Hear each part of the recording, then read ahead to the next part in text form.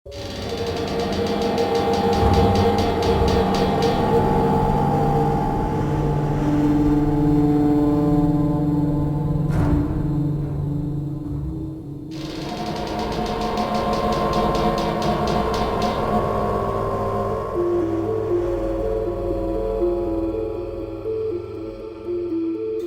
Ismail.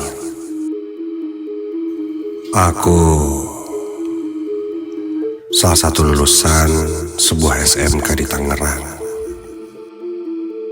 Dan hari ini aku ingin berbagi pengalaman nyataku ketika aku bekerja sebagai security atau guard di salah satu gedung perkantoran yang ada di Jakarta. Peristiwa ini belum lama aku alami. Kira-kira awal tahun kemarin. Saat itu aku diterima bekerja di salah satu kantor agensi yang ada di pusat kota Jakarta. Sudah seminggu aku bekerja di kantor itu, di sebuah gedung perkantoran yang sudah cukup lama umurnya. Aku ditemani Pak Ahmad, seniorku yang juga bekerja sebagai security untuk membimbingku. Tugas kami adalah menjaga keamanan gedung dan menjauh para karyawan di sini.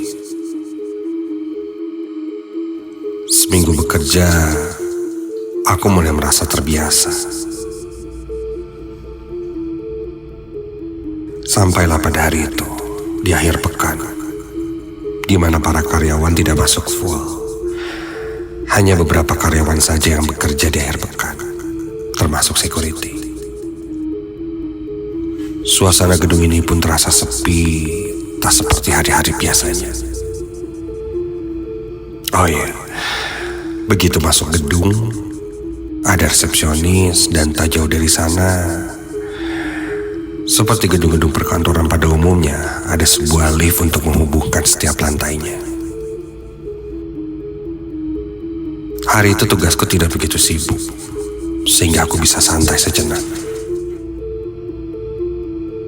Aku pun duduk bersantai di dekat meja resepsionis sambil memainkan handphone yang sedang aku charge. Ketika itu hanya ada aku dan Pak Ahmad yang sedang berjaga. Sampai suara pintu lift terbuka. Aku menengok ke arah lift yang terdengar terbuka itu. Namun ketika kulihat, tidak ada siapa-siapa. Lift itu kosong. Dan pintu lift pun tertutup kembali.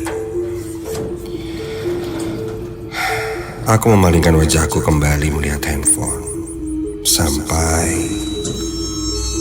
Loh, lift terbuka lagi. Dan ketika aku tengok, masih tetap sama. Tidak ada siapa-siapa.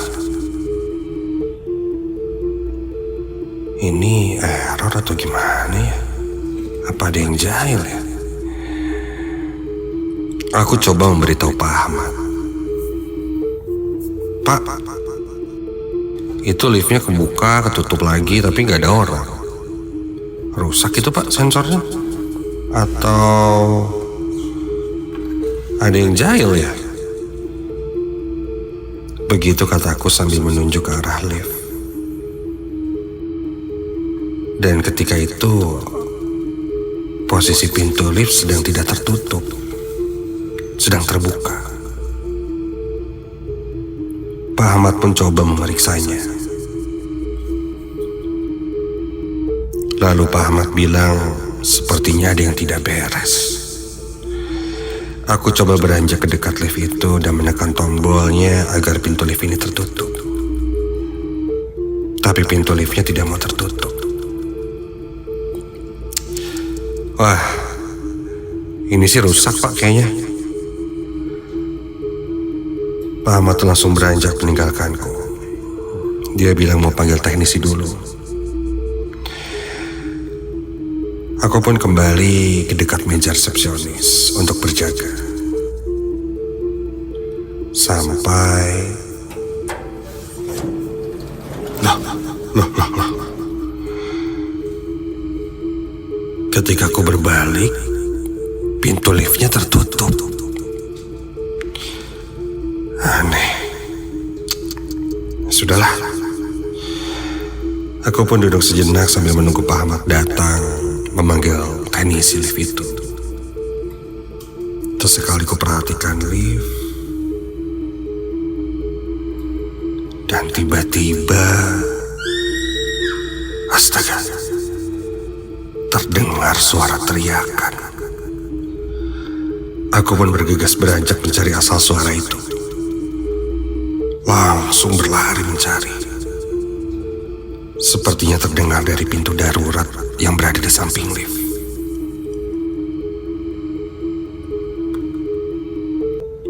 Sampai di pintu darurat, dan ketika aku buka pintu darurat itu, tidak ada siapa-siapa. Tapi kulihat bertaburan kelopak-kelopak bunga melati di area pintu darurat itu. Tunggu. Sepertinya ada yang bersembunyi di bawah tangga ke arah basement. Iya. Dia terlihat seperti mengintip bersembunyi. Siapa itu? Kulihat kepalanya dan rambutnya pun terlihat berwarna hitam. Aku pun mendekatinya.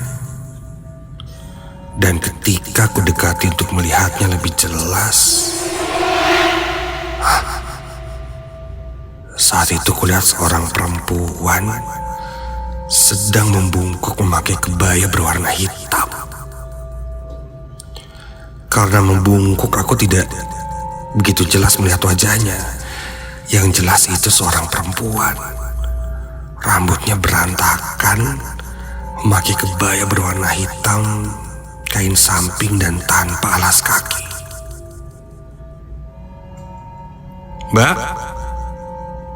Mbak siapa ya?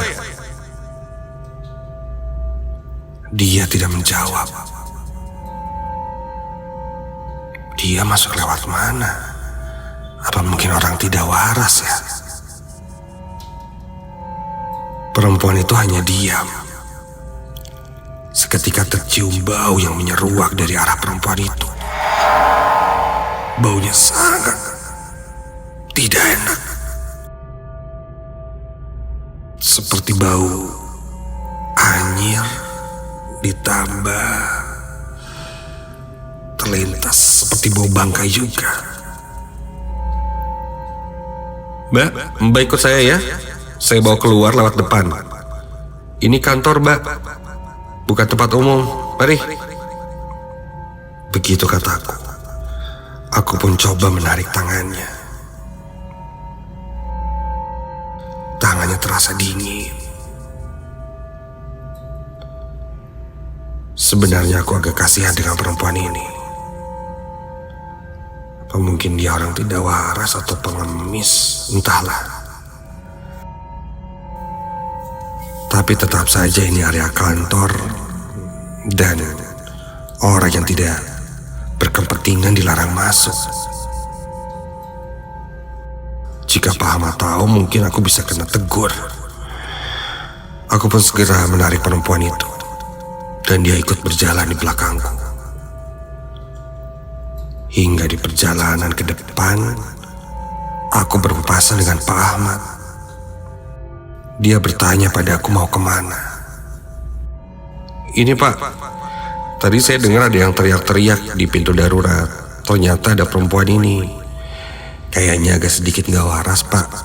Jadi saya mau bawa keluar. Pak Ahmad melihat ke arahku kebingungan. Dan dia berkata, perempuan mana? Di mana perempuannya? Ini Pak, kataku sambil menengok dan menunjuk. Loh, kok kemana perempuan itu? Sejak tadi Aku memegang tangannya dan masih terasa. Namun sekarang perempuan itu hilang. Aku berusaha menjelaskan pada Pak Ahmad. Aku ajak Pak Ahmad ke pintu darurat untuk melihat. Juga ada bunga-bunga melati bertaburan di sana. Dan ketika aku lihat sama sekali tidak ada taburan bunga. Pak Ahmad coba menenangkanku. Mungkin aku salah lihat dan kecapean katanya, jadi tidak fokus. Tapi jelas sekali aku melihat sosok perempuan tadi. Apa mungkin dia kabur ya lewat basement? Aku coba meyakinkan Pak Ahmad, namun dia tidak percaya.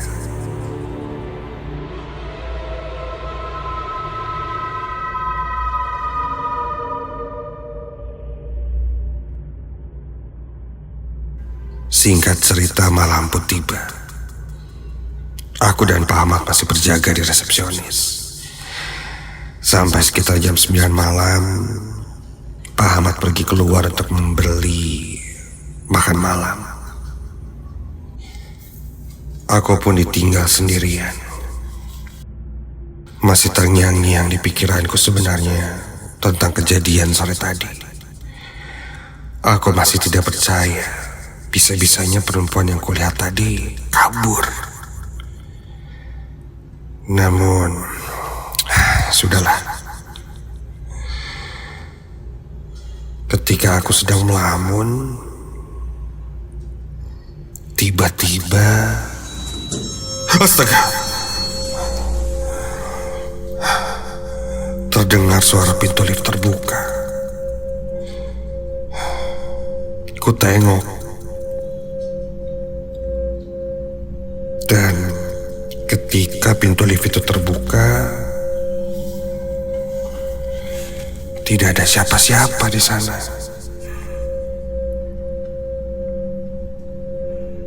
Dan pintu lift itu tidak tertutup lagi, terus terbuka.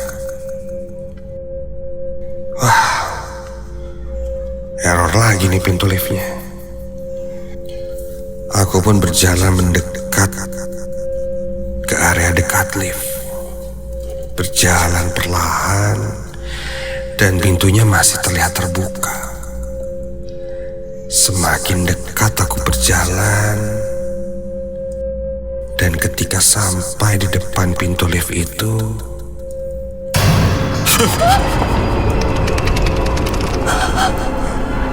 tiba-tiba saja ada sesuatu yang melesat berlari, agak membungkuk. Namun terlihat cukup jelas, sesosok perempuan memakai kebaya hitam tiba-tiba saja melesat keluar dari lift itu. Sosok itu berlari lewat tepat di depanku. Tercium bau busuk yang sama seperti yang kucium di tangga darurat tadi. Sosok itu hanya lewat di depanku lalu menembus pintu darurat. Sambil terdengar suara tertawanya yang menyeramkan.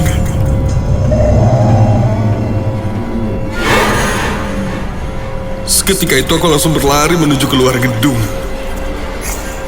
Sampai di depan gedung aku bertemu Pak Ahmad yang baru saja selesai membeli nasi goreng.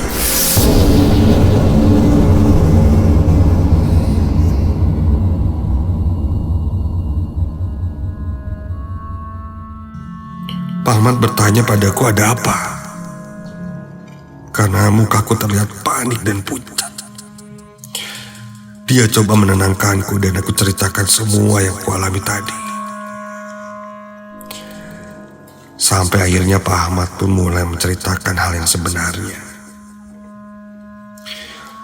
Ternyata memang ada sosok perempuan berkebaya hitam yang sering menampakkan diri. Konon, dia adalah penunggu gedung ini.